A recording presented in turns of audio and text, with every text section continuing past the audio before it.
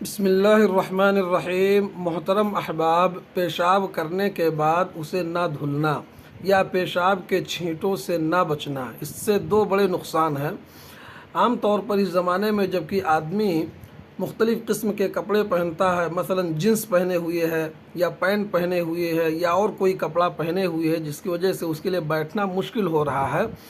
تو اسے چاہیے کہ وہ آدمی اچھی طرح سے کپڑا اتار کر کے استنجا کرے، اس کو دھولے، اسے صاف کرے، کیونکہ پیشاب کے چھینٹوں سے نہ بچنا یہ عذاب قبر کا باعث ہے۔ ایک حدیث کے اندر اللہ کے نبی صلی اللہ علیہ وسلم نے فرمایا، مر رسول اللہ صلی اللہ علیہ وسلم علی قبرین فقال انہما لیعذبان۔ اللہ کے نبی صلی اللہ علیہ وسلم کا گزر دو قبر والوں کے پاس سے ہوا تو آپ نے کہا کہ ان دونوں کو عذاب قبر میں مبتلا کیا گیا ہے، حالانکہ کسی بڑے گناہ کی وجہ سے نہیں، بلکہ ان دونوں کا گناہ یہ ہے کہ ایک آدمی چغل خوری کرتا تھا، دوسرا آدمی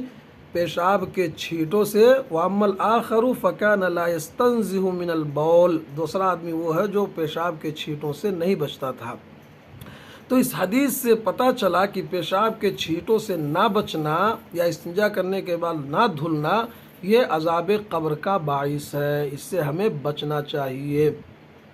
دوسرا نقصان یہ ہے کہ آدمی اگر استنجا نہیں کرتا یا پیشاب کے چھینٹے اس کے کپڑے پر پڑتے رہتے ہیں، اس کا اہتمام نہیں کرتا ہے،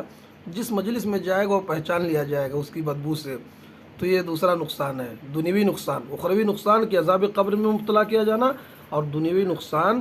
مجلس میں پہچان لیا جانا۔ اور اسی طرح سے اس حدیث سے اگر کوئی یہ استدلال کرتا کہ اللہ کے نبی صلی اللہ علیہ وسلم نے برزخی زندگی کے بارے میں خبر دی ہے تو آپ کو علم غیب تھا، تو یہ صحیح نہیں ہے۔ آپ نے یہ جو خبر دی قبر کے بارے میں، یہ آپ کو وحی کے ذریعہ بتلایا گیا، تو اس سے علم غیب کی دلیل پکڑنا صحیح نہیں ہے۔ اللہ تعالی ہم سب کو عمل کی توفیق دے، آمین۔